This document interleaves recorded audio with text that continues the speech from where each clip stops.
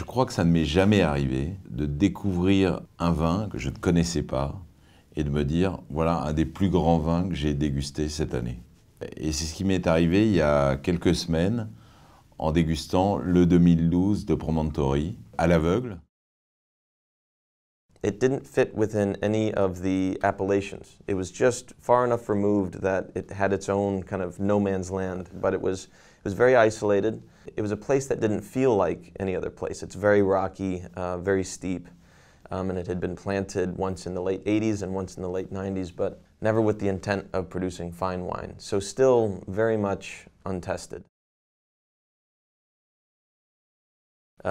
We have a series of faults, from geologic activity, and we had become familiar with one that goes through Harlan Estate, splitting the property into volcanic and sedimentary.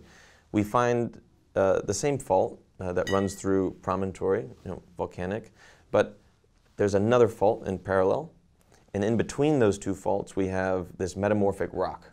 So the third, soil type. So the majority of the vineyards is on this substance that is not, there's no really other vines that are grown on this in Napa Valley. But the property is also slightly south, so a little bit closer to the bay with the marine influence and the fog and the cool airflow. And it's slightly higher in elevation. So between 150 and 300 meters is where the vines are.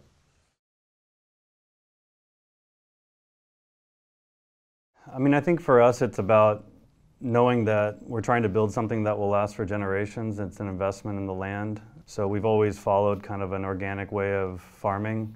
9 years ago we started practicing biodynamics as well. But really, both of those are just ways to get to where we think we want to go. But it's really working on that, trying to build soil, trying to build the environment for the native microflora to flourish and give nourishment to the vine. So. One of the big points of Promontory is you just launched now 2012 vintage.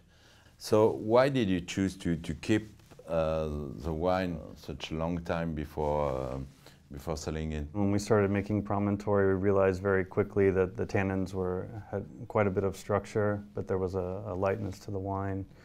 And we really felt like you can address this in a lot of different ways. One was maybe to pick slightly later and riper so the tannins would maybe be softer, but knowing the property didn't seem like the appropriate thing. It really felt like every month that went by of aging, the wine would soften on its own. And if we could just have a little bit of patience, we could allow the wine in the most transparent way to express its character.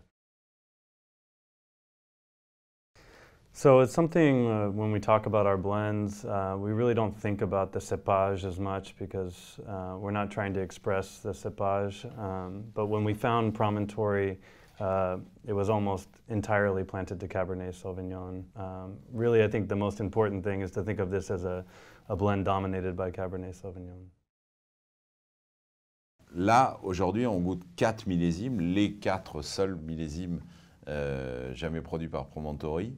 Et ce qui est encore plus passionnant, c'est que le 2012 est assurément un très très grand vin, avec ses arômes de Havane, sa puissance, mais aussi son velouté. Vous savez, les très grands vins de Cabernet, on a l'impression qu'ils sont sur une autre planète. Ce qui est formidable, c'est qu'on découvre véritablement un cru avec une personnalité. C'est la notion première d'un grand cru, c'est sa personnalité, son style.